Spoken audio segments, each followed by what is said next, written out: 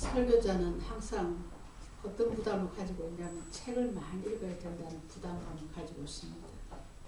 비단 종교서적뿐만 아니라 여러 분야의 책을 읽어야 합니다. 거기에서 설교 제목도 나오고 예화도 나오고 또한 인간들의 내면 세계를 또한 그들의 삶의 정황도 알게 되기 때문입니다. 최근에 읽었던 소설 중에서 김훈씨가 쓴 공터회라는 그런 책을 읽어보았습니다. 그는 작가 후기에서 이런 글을 실었습니다. 나의 등장인물들은 늘 영웅적이지 못하다. 그들은 머뭇거리며 두리번거리며 죄 없이 쫓겨다닌다. 나는 이 남루한 사람들의 슬픔과 고통에 대해서 말하고 싶었다 하고 책 후기에 그런 글을 실어 놓았습니다. 오늘날에도 우리 주변에는 소설 속의 등장인물들처럼 참 남루한 사람들이 넘쳐나고 있습니다. 저는 그 책을 읽으면서 이 남루함이 육체뿐만 아니라 영혼으로도 남루함은 그들이 한 번도 하나님을 바라보지 않았기 때문이라는 생각을 했습니다. 여러분 성경을 읽다가요. 세상 사람이 쓴 책을 읽고 어떻게 그렇게 싱거운지 모르겠어요. 오늘 우리가 읽었던 말라기는 구약 성경 마지막 책입니다. 말라기 당시에 많은 백성들의 모습도 영적으로 남루했습니다. 그들은 회의주의에 빠져 있었습니다. 실제로 그들은 말하기를 하나님을 섬기는 것이 헛된 일이라고 말합니다. 그들은 하나님의 명령을 지키고 자기가 슬프게 한 것이 아무런 이익도 쓸모도 없었다고 말합니다. 심지어는 어떻게 말하냐면 교만한 자, 악을 행하는 자가 도리어 하나님께 복을 받는다는 궤변을 늘어놓기도 했습니다. 우리가 좀 전에 읽지 않았던 본문 14절 15절 우리 한번 같이 합독해 보실까요? 그 사람들이 어떻게 말하는가요? 본문 14절 15절 같이 읽겠습니다. 시작. 이는 너희가 말하기를 하나님이 섬기는 것이 헛되니 만군의 여호와 앞에서 그 명령을 지키며 슬프게 하는 것이 무엇이 유익하리요? 지금 우리는 교만한 자가 복되다 하며 악을 행하는 자가 번성하며 하나님을 시험하는 자가 발을 면한다 하노라 하니라. 하나님을 믿는다고 하는 그런 선민이라도 이렇게 믿음이 떨어지니까 회의주의에 빠졌어. 하나님 믿는 것이 뭐 소용이냐? 이때까지 우리가 하나님 뜻대로 산다고 했지만 그냥 안 믿는 사람보다 더 그냥 고생스럽고 고통스럽다 하는 그런 궤변을 늘어놓는 것입니다. 저도 교육에 저한테 15년 됐지만 참 많은 사람들이 이 교회를 거처를 해서 또 흘러갔습니다. 많은 한 4,500명이 될 것 같은데요. 그러나 그들이 신앙생활을 제대로 하지 못한 사람들은 이제 세상으로 또 다시 빠져나갑니다. 그런데 그들이 뭐라 그럽니까? 예수 믿어봤자 소용없더라. 기도해봤자 소용없더라. 안 믿는 사람들은 더 잘되고 편안하게 살더라. 그런 말을 합니다.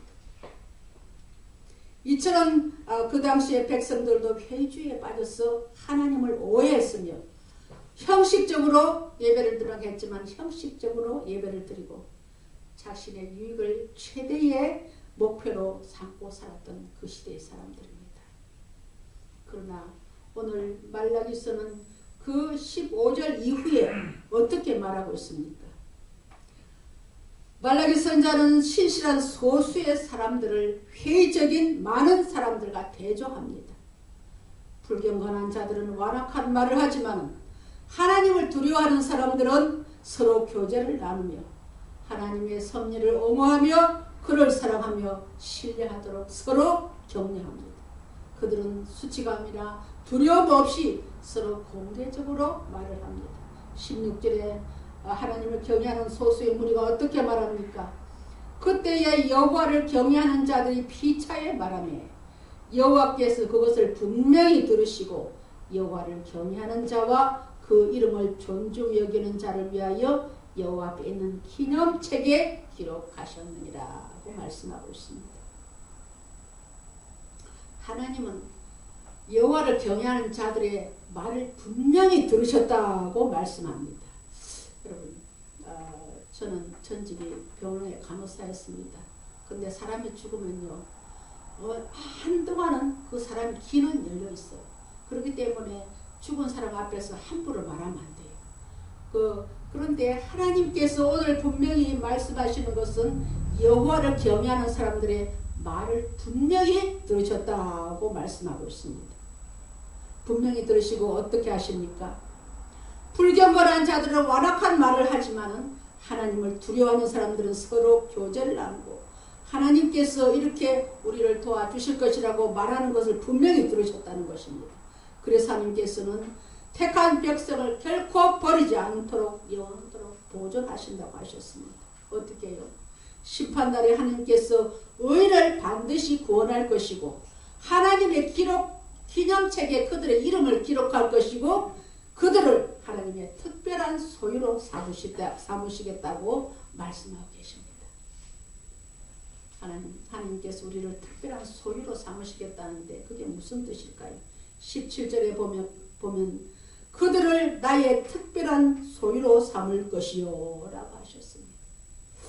여기서 하나님이 우리를 특별한 소유로 삼으시겠다는 것은 무슨 말입니까?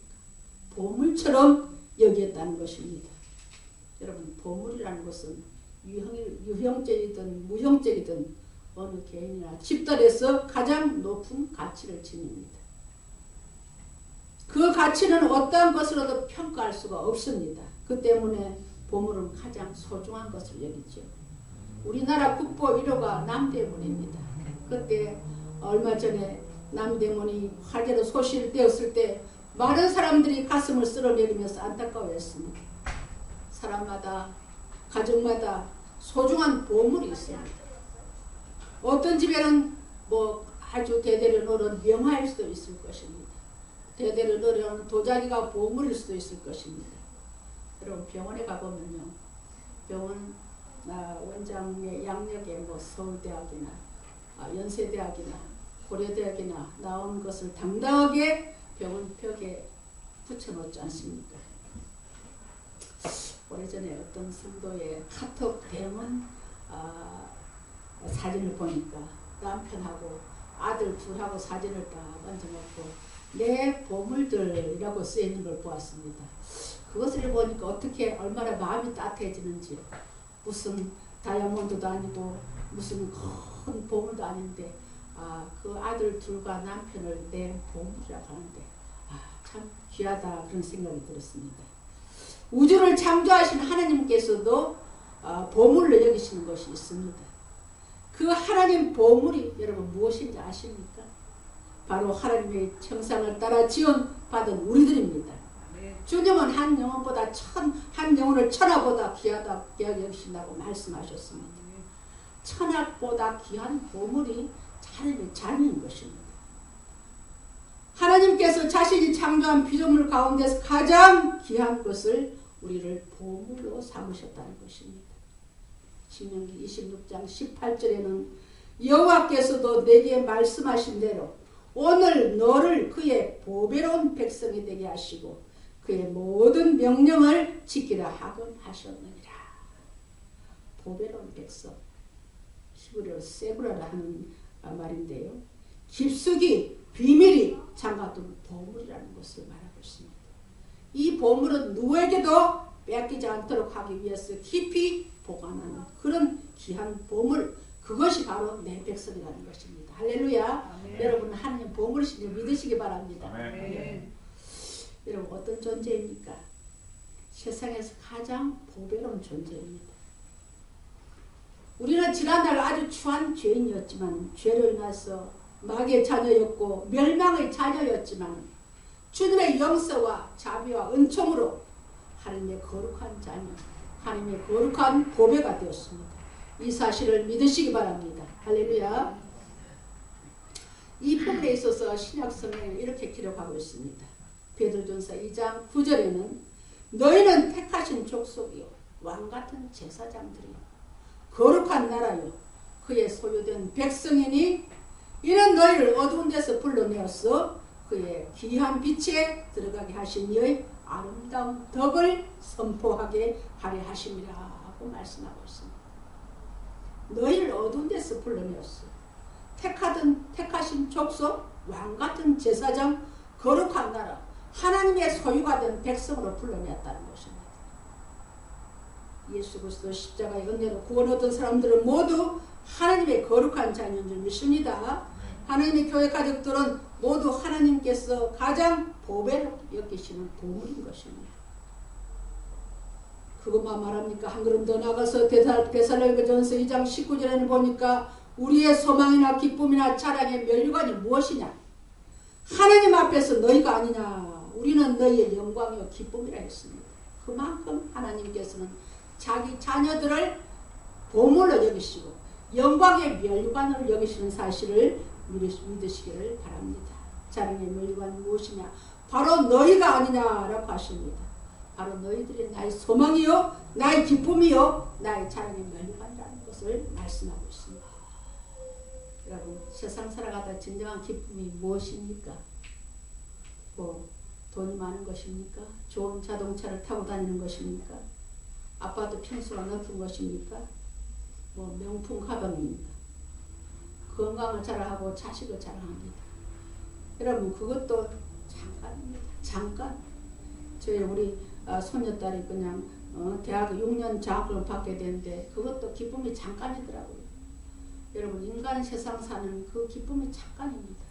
그러나 하나님이 나라 것을 영원하다는 것을 믿으시기 바랍니다. 우리가 천국에 갔을 때에 하나님 앞에서 상급받을 것은 온갖 보화로 치장된 면류관이 아닙니다. 우리가 찾아내고 전도한 그 사람이 우리의 보물이 되는 것입니다. 할렐루야. 내가 전도한 그 사람들, 그가 바로 나의 천국의 보물이 되는 것입니다. 우리는 어떻게, 우리도 다른 사람에게 전도를 받아서 주 앞에 나오지 않았습니까?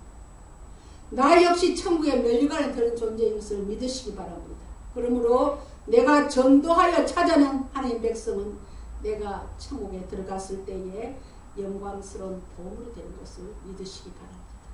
세상 사람들이, 많은 사람들이 아무리 예수 믿어봤자 소용없다, 기도해봤자 소용없다 하지만 하나님 말씀은 1.1획도 오류가 없는 하나님 말씀입니다. 이 말씀을 붙잡고 우리가 아버지 부르시는 그날까지 믿음의 경주를 쉬지 말아야 하는 것입니다. 여러분, 목회자가 제일 기쁠 때가 언제인지 아십니까? 뭐 성도들이 맛있는 음식 사주고 뭐 좋은 옷 사주고 그건 별것 아닙니다. 믿지 않았던 사람이 교회에 나와서 소정의 교육을 받고 세례받을 때가 목회자가 제일 기쁜 날입니다. 왜 그럴까요? 그것은 그 목회자에게 보물이 쌓이는 것입니다.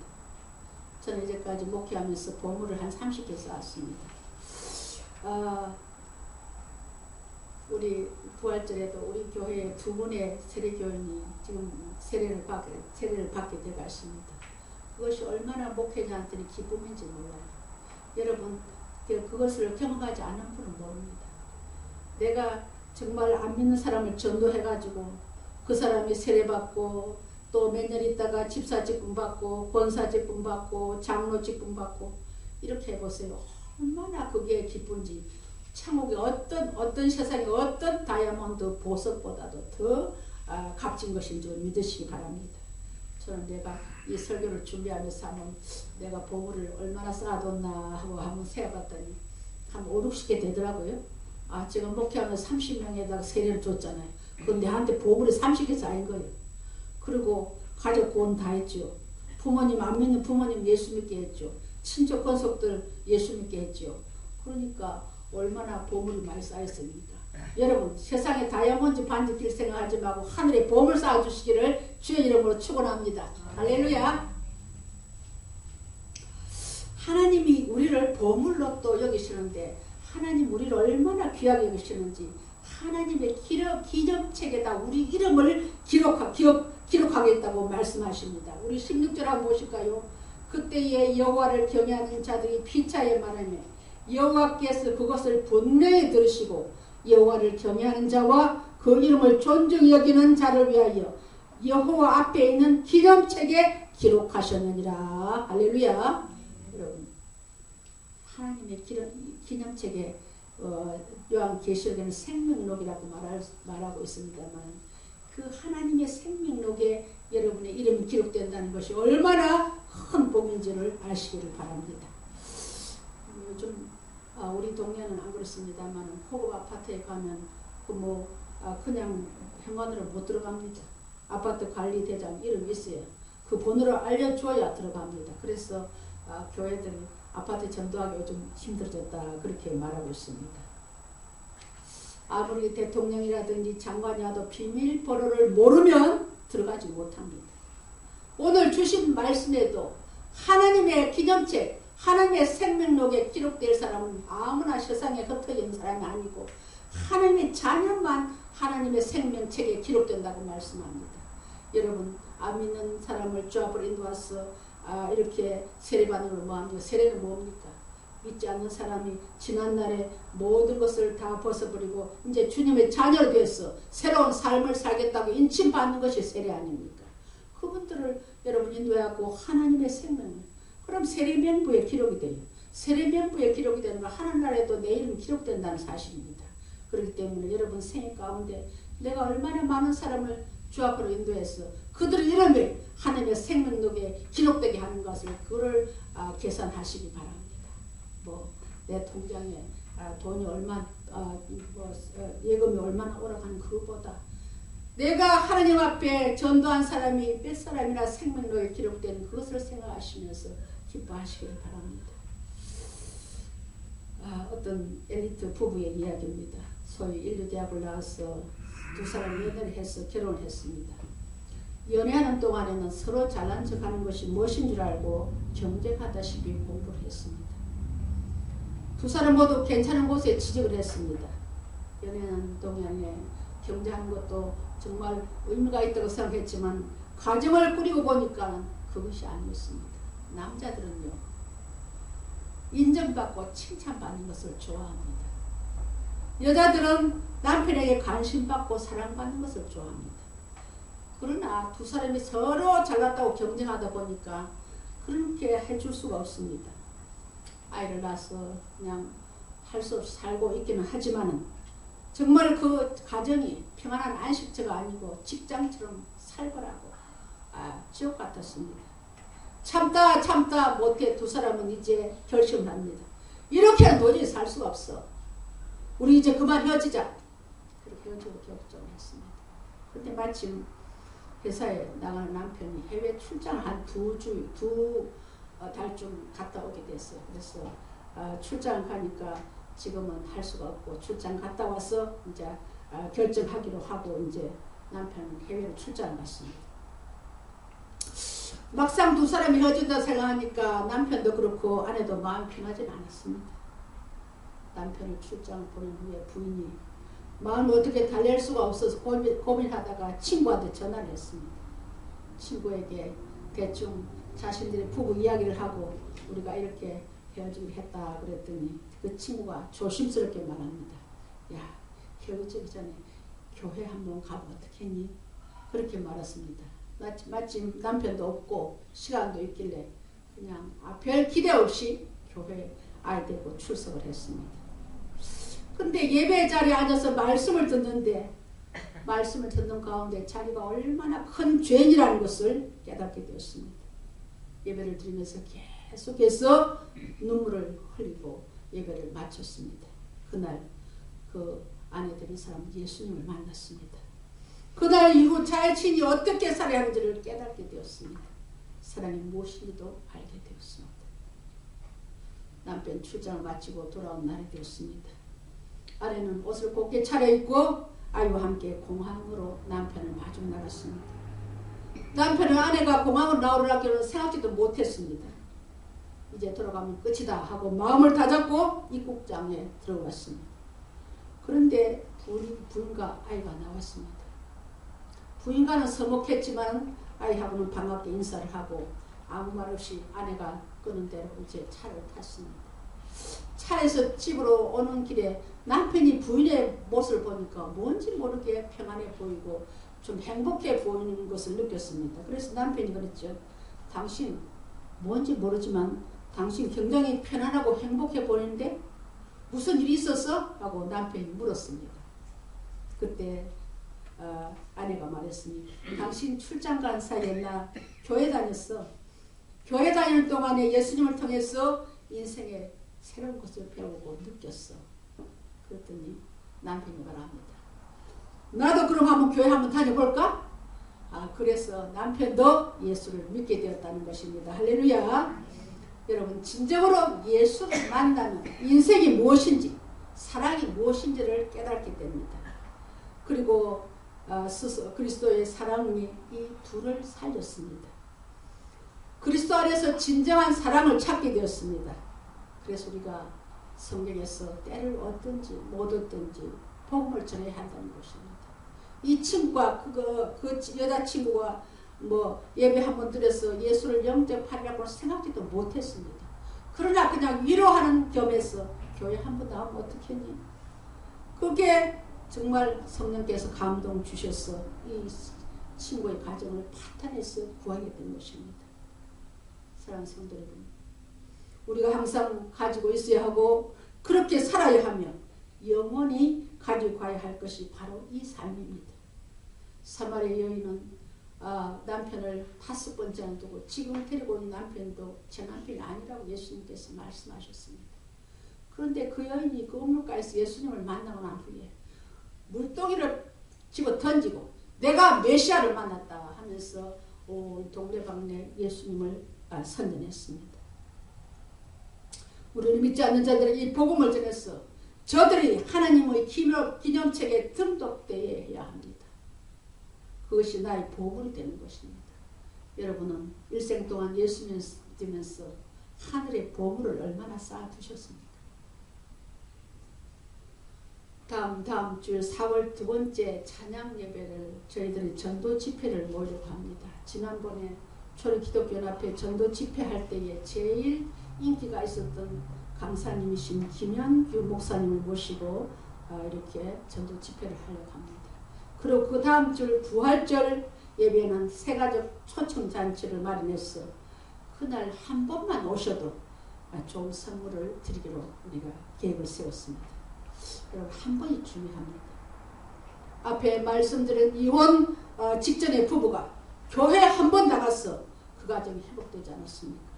택한 백성이라면 그 한 번 나와도 성령께서 그들을 감동 주셨어 예수의 사람이 되게 하는 줄 믿습니다. 가끔 가족이 복음화 되지 않은 가정의 집사님들이나 성도님들 향해서 제가 가족을 전도하라고 하면 우리 성도님들 이럽니다. 차차 나오겠지요. 차차 나오겠지요. 이렇게 말합니다. 여러분 너무 편안하게 말하지 마십시오. 내일은 내 날이 아닙니다. 절박하게 기도하셔야 돼요. 금식하며 기도하셔야 돼요. 지옥 여러분 어떤 데입니까? 안 믿는 사람한테 지옥 말하면 아주 기분 나쁘게 생각합니다. 그러나 우리 믿는 사람은 천국과 지옥이 분명히 있다는 것을 아시지 않습니까? 마가복음 9장 48절에는 지옥의 형상을 말하고 있습니다. 거기에서는 구더기도 죽지 않고 불도 꺼지지 아니하느니라. 사람마다 불로서 소금치듯 함을 받으리라. 그 말씀합니다. 여러분 미꾸라지 씻을 때 어떻게 합니까? 소금을 착 뿌리죠. 그럼 미꾸라지가 난리치지 않습니까? 지옥이 여러분 그런 곳이에요. 그런데 여러분은 그렇게 가족들이 주 앞에 안 나와도 그렇게 편안하십니까? 저는 우리 부모님, 안 믿는 부모님 주 앞으로 인도하려고 20년 동안 금식을 수없이 했습니다. 하나님께서 그 기도를 외면하지 않으시더라고요. 여러분 가족 구원을 위해서 금식 좀 하십시오. 저는 우리 성도들 금식했다는 소리 못 들어보고 작정 기도했다는 소리 못 들어봤습니다. 여러분 저는 이 목회할 동안 15년 할 동안에 1,000번제로 3번 들었습니다. 1,000번제 3번 한 9년이 넘어요. 여러분 그렇게 작정기도 좀 하고 금식기도 좀 하고 몸부림을 치면 하나님이 왜 구원 안 해주시겠습니까? 목숨을 걸고 기도했어. 그들의 이름이 하나님의 생명록에 기록되게 해둘 줄을 믿습니다. 아멘. 아멘 하신 분은 그렇게 될 줄을 믿습니다. 세 번째로 하나님은 우리를 그의 특별한 소유로 삼으시다고 하셨습니다. 아까도 아침 처음에도 말씀드렸지만 하나님께서 우리를 특별한 소유로 삼을 것이라고 말씀합니다. 그리고 하나님을 아끼는 자들을 하나님은 의인과 악인을 분별하고 하나님을 섬기는 자와 섬기지 않는 자는 마지막 날에 분별하리라고 분명히 말씀하고 있습니다. 나의 특별한 소유로 삼을 것이요 하나님의 소유로 삼으시되 아주 특별한 소유로 삼으시겠다는 것입니다. 여기서 특별한 소유라는 말은 앞서서 말씀드린 대로 보배로운 백성, 우리 번역된 단어 세브라라는 것입니다.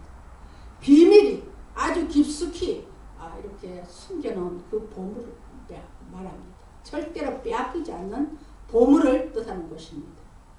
사랑하는 성도 여러분, 오늘 이 말씀을 들으시면서 다른 것은 여러분 다 잊어버릴지라도 이 하나만은 절대로 잊지 마시기를 바랍니다. 인생 다 하는 날까지 하나님이 여러분을 아주 특별한 소유로 삼으시겠다는 불변의 진리를 기억하시기 바랍니다. 여러분들은 하나님의 귀한 보배, 귀한 보물입니다. 여러분 자신을 주님께 들어 그리스도의 몸인 교회를 세우고 하나님이 나를 영광스럽게 세워나가는 일꾼들이 되시기를 주의 이름으로 축원합니다. 세상에는 하나님의 거룩한 보석들이 곳곳에 숨겨져 있습니다. 이들이 곳곳에서 믿음의 삶을 살았어 그리스도의 사랑을 전합니다. 그리스도의 은혜를 전하고 주님의 복음을 전합니다. 믿는 이들이 바로 주님께서는 바울서실에 보면 너희가 편지라고 했습니다. 너희가 그리스도의 편지요 그리스도의 향기라고 그랬습니다. 우리 믿는 사람들을 가는 데마다 정말로 하나님의 편지 메신저 역할을 하고 냄새나는 곳에 추한 곳에 그리스도의 향기를 바라는 그런 자들이 되시기를 바랍니다. 하나님의 축복을 유통시키는 자들이 되기를 원합니다. 여러분 이같이 귀하고 복된 보물로서의 삶을 살아가기를 바랍니다. 여러분 한번 결심을 좀 하십시오.